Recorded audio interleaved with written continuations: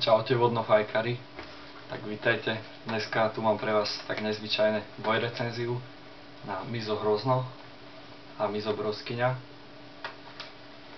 Tabačiky. Tak ukážem. Založené vo Aladdin Fatota.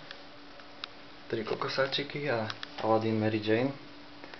2 kokosáky, lebo je tam Kaya Vortex, tu je americký Vortex, troška väčší, hlbší respektíve. Obidve námorky. Tak kat je typický pre miso, na jemnejšie nasekaný, vlhký dosť. Tak broskyňa.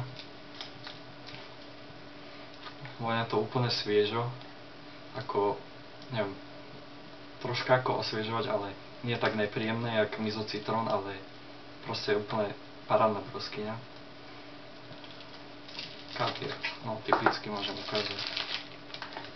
Ľahké je to dosť. Neviem, či to bude aj tak vidieť. Klasika. Hrozno je takisto, len je červené. Tento je nefarbený. Tak setup som povedal. Najprv miso broskyňa. Fajčím už ale hodinu, teda.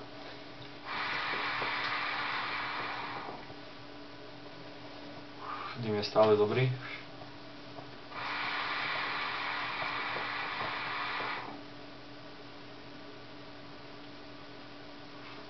Broskyňa, chutí to, jak to vonia, ako je u miso zvykom.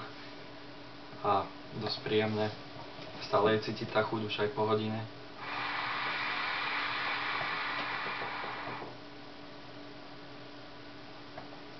A už je poslabší trocha ten dym.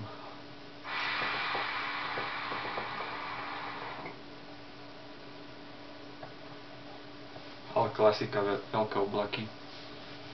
Na začiatku teda. A teraz miso Hrozno.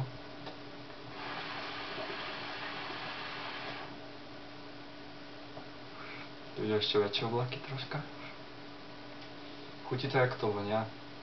Vidíš, to som zabudol povedať. Tak to Hrozno vonia ako nejaké cukríky alebo Haribo, ale Hrozno, úplne je tam cítiť Hroznovú chuť. Takže myslel som, že to bude niečo iné, lebo dosť ľuďom to nechutilo, ale podľa mňa je to úplne super tabak. Ešte si dám.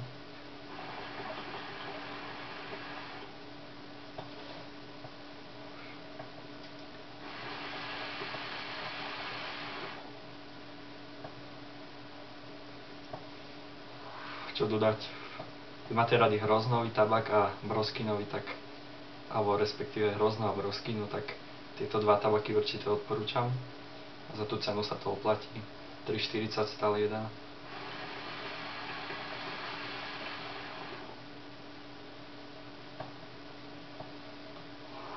To je asi tak všetko, čo by som povedal.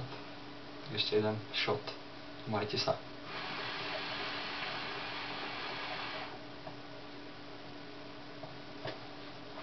Čaute.